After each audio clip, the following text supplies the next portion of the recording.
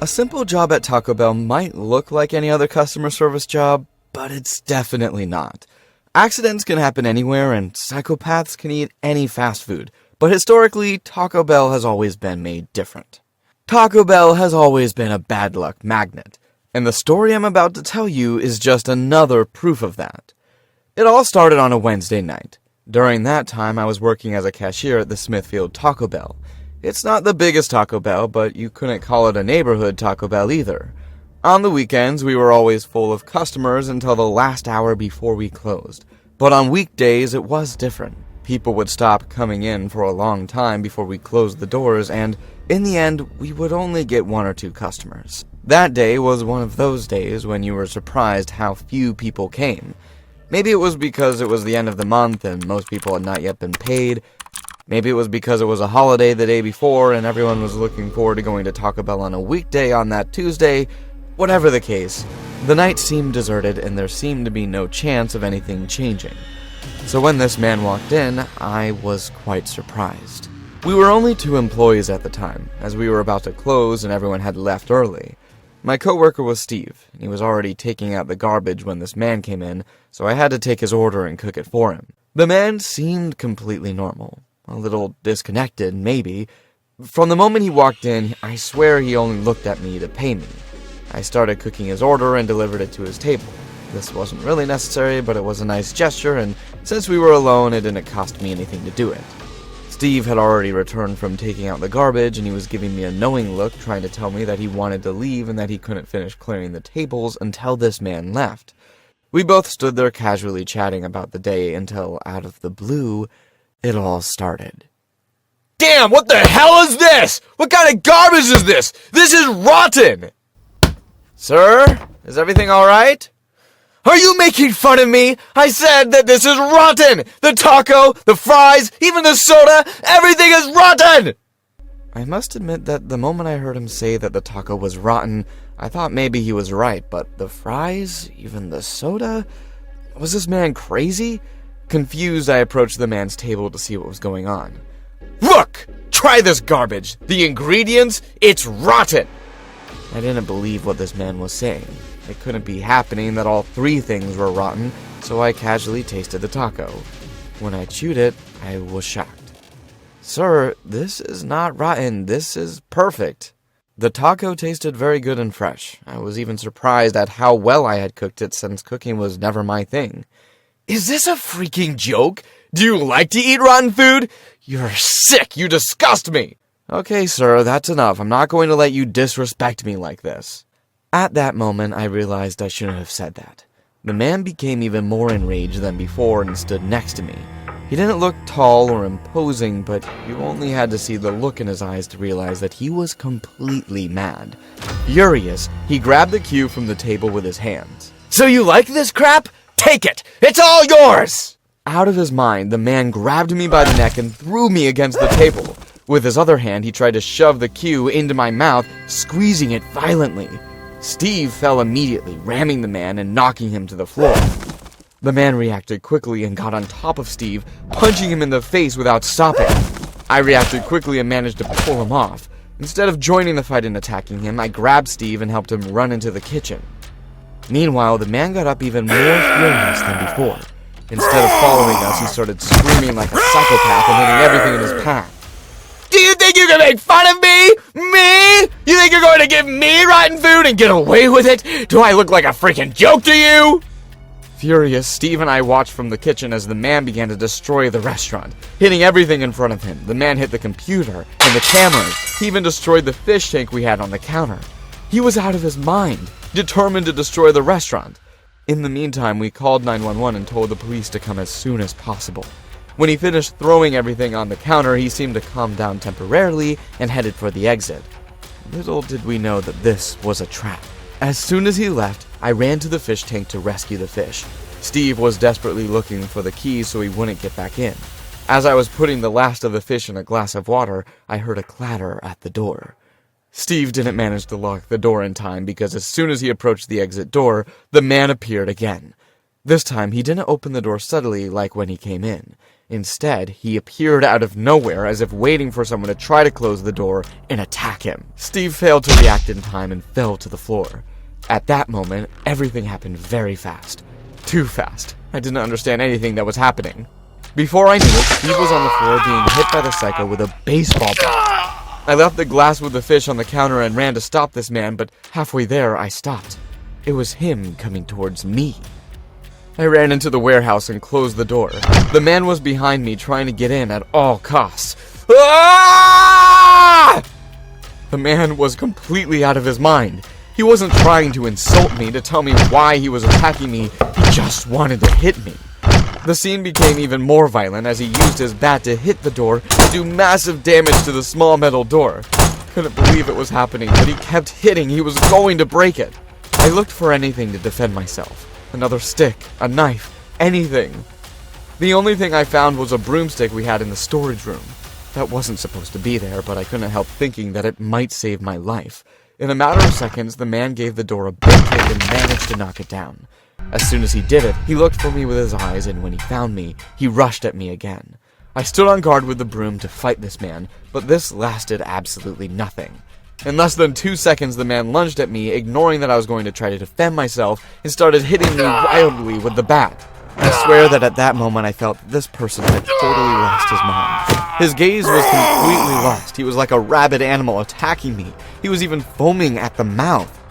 The man didn't utter a word. He just growled and hit me violently with his bat. My idea of defending myself didn't last at all. I just stayed on the ground, crouched down, covering my most important body parts and turning my back to him. He didn't care where he hit me as long as he kept hitting me. I could feel that each blow was harder than the last. I felt my bones crunch with each blow, and every time he hit me in the back, I would run out of air and cough in pain. I thought I was going to kill myself. Suddenly, I heard a noise behind me. It was Steve. Wounded, he lunged at the man again, but failed again. Now the man was attacking him. Steve fell badly to the ground, and the man had everything in his power to hit him in the head and kill him, but before he could do it, it was all over. Police! Where are you? When he heard these words, the man came to his senses. His blank stare was filled with terror. The man did not want to get caught. He dropped his bat where it lay and ran away. We could hear him running toward the back door. I tried to yell for the police to go stop him, but we were both in so much pain that we couldn't raise our voices. The man ran away, and within seconds, the police were with us, asking us what had happened to us and calling an ambulance. My injuries were almost as bad as Steve's, who was hit less badly, but had several blows to the skull. With a little time, we both recovered, but we never went back to work at Taco Bell. We liked that job, but you know what kept us from going back? The man who attacked us was never caught or identified. The only thing the police have is a video of him destroying the place, but other than that, nothing. We may have left, but all the Taco Bell employees were scared. Scared that out of nowhere, that man would decide to come back and unleash his anger on another employee. We still don't know if he was mentally ill or just sadistic and violent, but one thing is for sure. He is dangerous, and the people of Smithfield are not safe as long as he is free.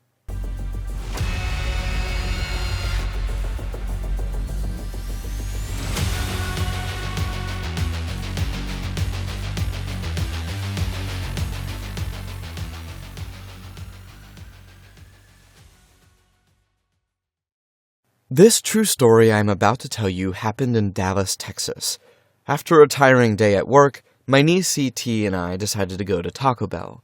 We opted for the drive-thru so we didn't have to get out of the car. As we waited in line, CT and I talked about anything and everything to distract ourselves from the cold.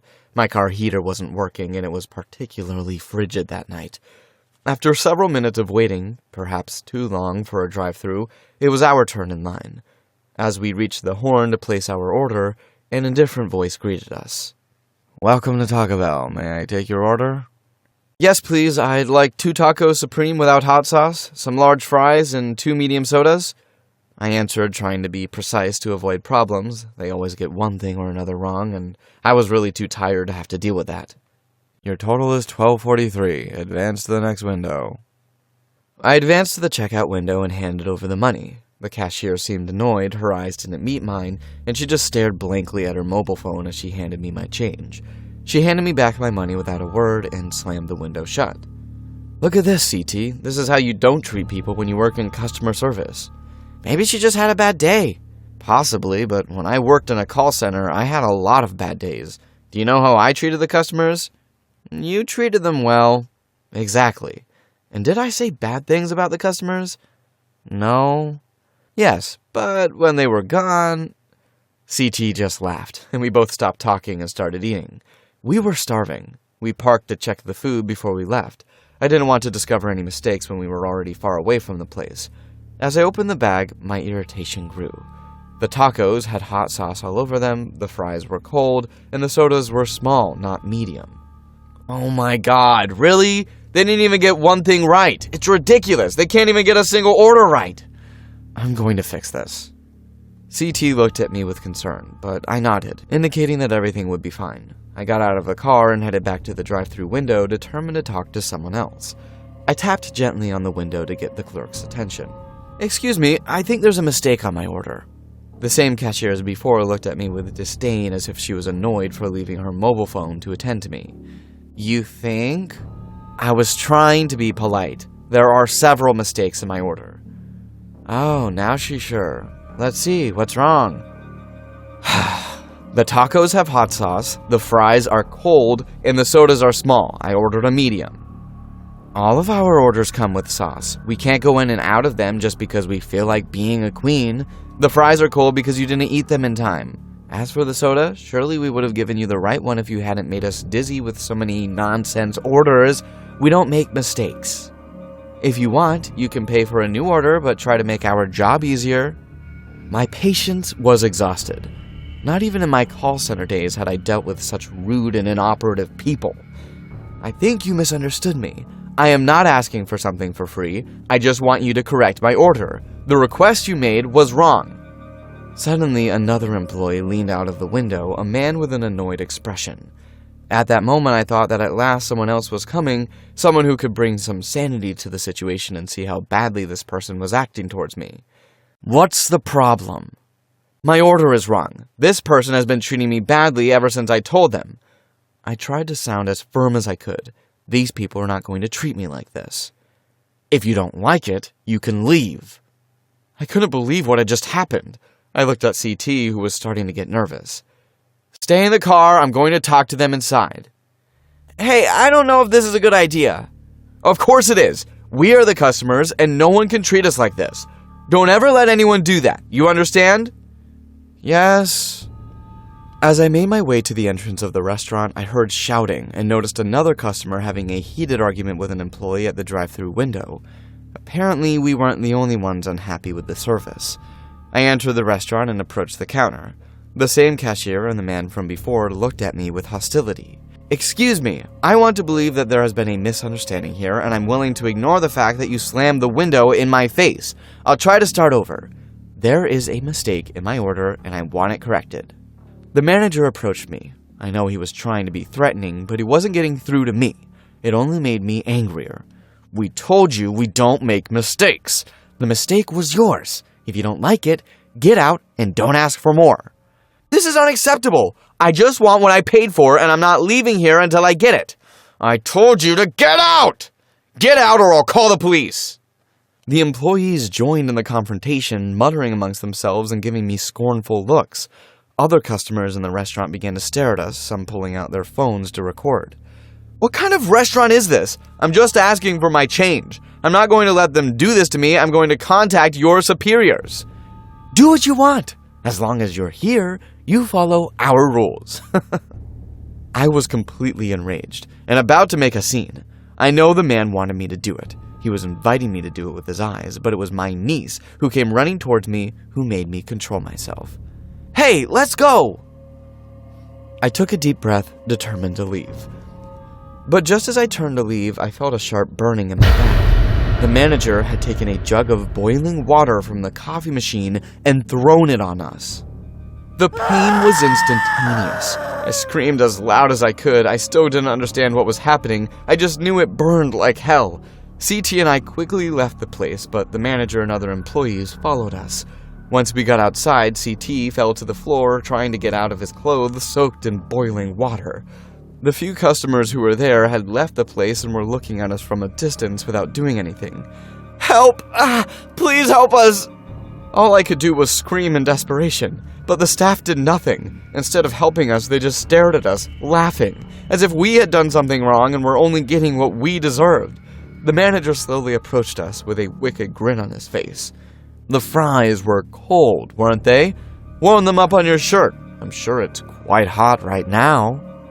The employees started laughing and making fun of us.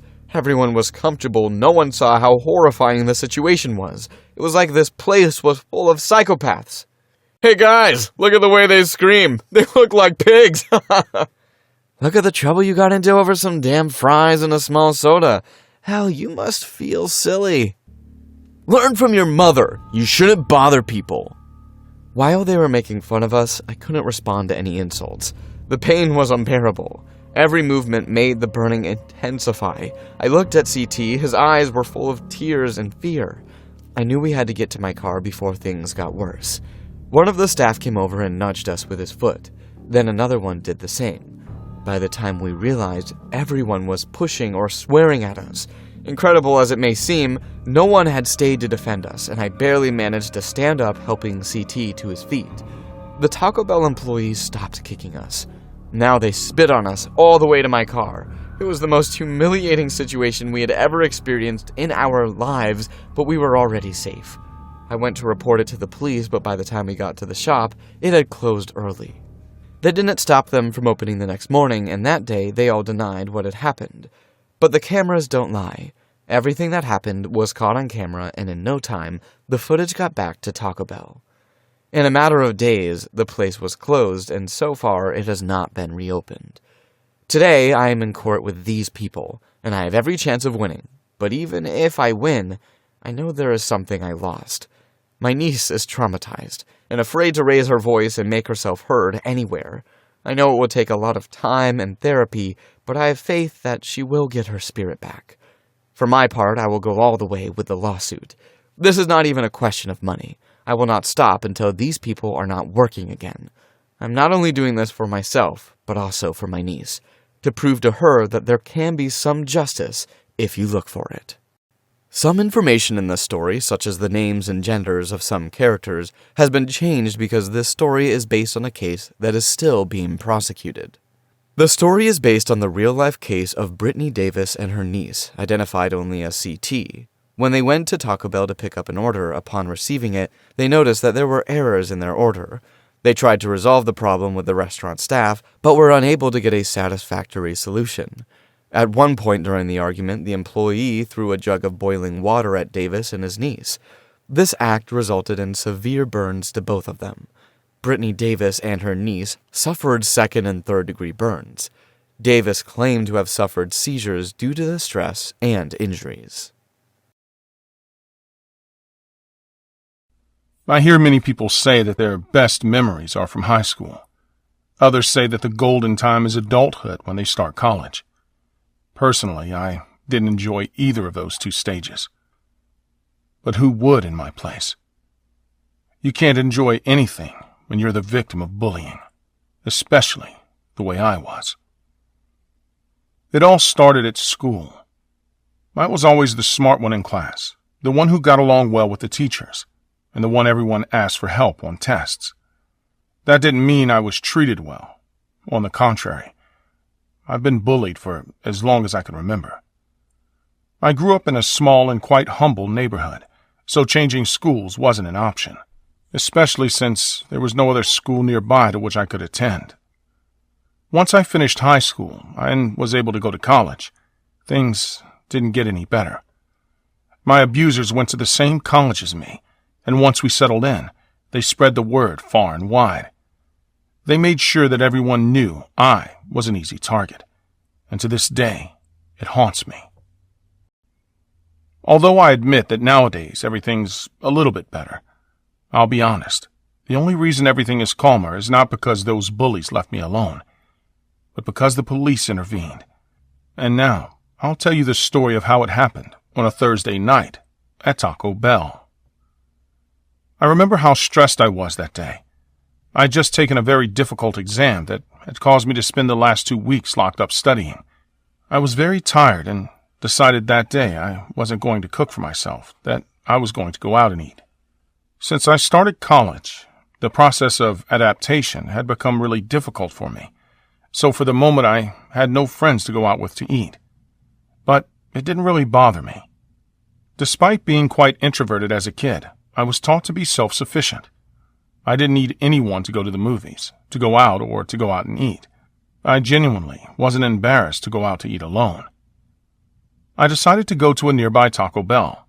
It wasn't my favorite place, but I knew that the people who bullied me didn't hang out there much, so that place became my refuge.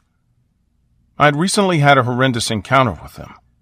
A week before, I decided to go get some air on campus, and when they saw me, they had glued my head with glue and threatened to kill me if I went to the police. I couldn't even go to the barber for shame. I had to shave my head.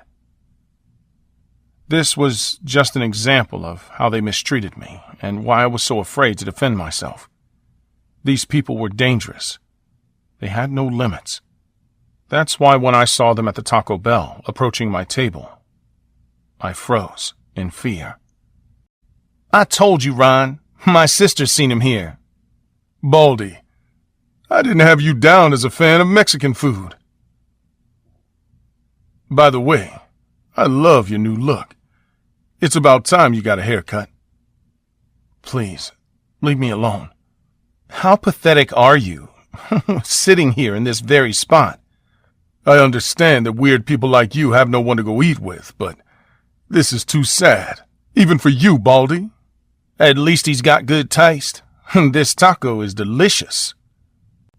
At that point, all I could do was hold on. I knew I was at a disadvantage. I knew I'd get my ass kicked, and when Ron warned me that he would kill me, he didn't mean it figuratively. This man was really very dangerous. I did everything I could to put up with that. I would have to find a new place to eat that was further away. Ron started to get bored and was about to leave when, furious at the scene, 2 Taco Bell employees showed up. "Sir, have you come looking for trouble? Because since you've been here, you haven't ordered anything, and you've been bothering this customer." "Look, guys, a Taco Bell employee is talking to me." "Sorry, dude. We don't speak Mexican." "What the hell is your problem? I'm an American, you racist trash." "Wendy, call the police." In that moment of distraction, Roy punched him in the face and knocked him to the ground. His face had changed. He was furious, which was exactly what he wanted to avoid. "I'll give you a chance, kid. This week you'll quit this place. I will personally come here sometime this week, and if I see you, I will kill you on the way home." The Taco Bell employee froze, unable to respond. "We're leaving. The pigs have been called." "You've ruined my night. I will not let this go." Shortly after the man left, the police arrived. I explained everything that had happened, and they told me they would look out for him and put him in his place. I knew that was a bad idea and would only get me into more trouble. Frightened by Roy's words, I left the Taco Bell and walked out. Just in case, I went out the back way. I had no idea I would run into them. "Hey, look who's here. It's the little bald-headed friend of the pigs. We were looking for the Mexican, but we're glad to see you, kid." "You've ruined everything this time. This is one place we can't come to anymore. You know that, don't you?" I didn't do anything." "Oh, yes, you did. You acted like a victim just so they'd come to your rescue. And you know what? It worked. But no one can protect you out here." I wanted to avoid any kind of fight, so I just kept walking. "You don't seem to understand. So maybe I should pay your mother a visit. How about if I destroy the whole bakery? Maybe a stone will hit her." That was enough. It was more than I could take. Roy was treading on new ground. My family had never been messed with before. If I didn't do something, things would only get worse. Furious and determined to make myself respected, I turned and walked towards him. I tried to hit him and actually succeeded. He was completely surprised, but amused. His response was not long in coming. Roy began to beat me, savagely. I tried to defend myself as best I could, but was unable to do anything. I fell to the ground and Roy started hitting me before I got up. His friends soon joined in, and they were beating me too. The beating became more and more brutal. None of them seemed to have the slightest intention of stopping. I got up as best I could and ran desperately to the university, which was only a few blocks away. They didn't even bother to run after me. My steps were so clumsy and weak that they caught up with me easily. They didn't even have to run. Once they reached the campus, they did a brisk jog and came up right beside me. The beating continued. Roy threw me against a wall and pulled out a knife. As the other two held me, he began to slowly cut me, writing the word Baldy in blood. After that, I fell to the floor and they kept hitting me. All I could think of at that time was that I had to do something, or that moment might be my last. I tried to fight back, but that only amused them, and they had fun dodging me. One of them took out his knife and stabbed me in the leg. I fell to the ground, defeated. On the ground, I heard Roy tell me more things. He was telling me that he would kill me, that after killing me, he would kill my mother, my father, and my younger brothers, that they would all die because of me. At that point, I reached my limit. All I remember is getting as furious as I'd ever been in my life, and I started to scream. I tried to get up as best I could and throw myself at Roy one more time. He punched me in the stomach with ease and pushed me towards his friend. He was about to hit me with his left hand, and it was at that moment that I saw in his right hand he still had his knife. After receiving his blow, I quickly pulled the knife out of his hand and plunged it into his chest. The man fell to the ground, bleeding to death. Roy and his other friend immediately ran to his aid. Within seconds, the police arrived as well. It turns out that when they were beating me in the parking lot, a girl was filming us, and when we left, she alerted the police. As soon as they arrived, Roy told them that I had a knife and that I had just hurt his friend. Trembling, I dropped the knife and raised my hands, while the police arrested me. After telling them everything that had happened, I confessed my crime and was found guilty of murder. Some say they could have reduced my sentence in case the justice system understood that I had killed the man in self-defense, but their family lawyers were ruthless, and they went all out. Roy and his friend were expelled from the university, but they were not imprisoned, and I know that today they live a normal life in another university. The man I stabbed died on the way to the hospital. As I told you, everything was solved when the police intervened. I must admit that today I am calmer, but I still miss my family, who can't believe what I did and visit me less and less. I want to go free, but I know it won't happen, and if it does, there's nothing for me out there. I guess some people are just born to suffer, and I clearly must be one of them. There isn't a day that goes by that I don't cry, thinking that I don't deserve anything that happened to me. Although, if I hadn't done what I did, I'd probably be dead. My only regret is that I didn't stick it to the right person. This story is based on the crime of John Adams in late 2019. John was found guilty for stealing a knife from one of his bullies and murdering him. Many argue that it was self-defense, but even so, a witness video incriminates him in the fight. This video was key for the prosecuting attorneys, as they used it against him to try to portray him as violent. Still, many attest that John was just a victim of years of harassment, and that his reaction was natural in the face of so much torture by his attackers for so many years.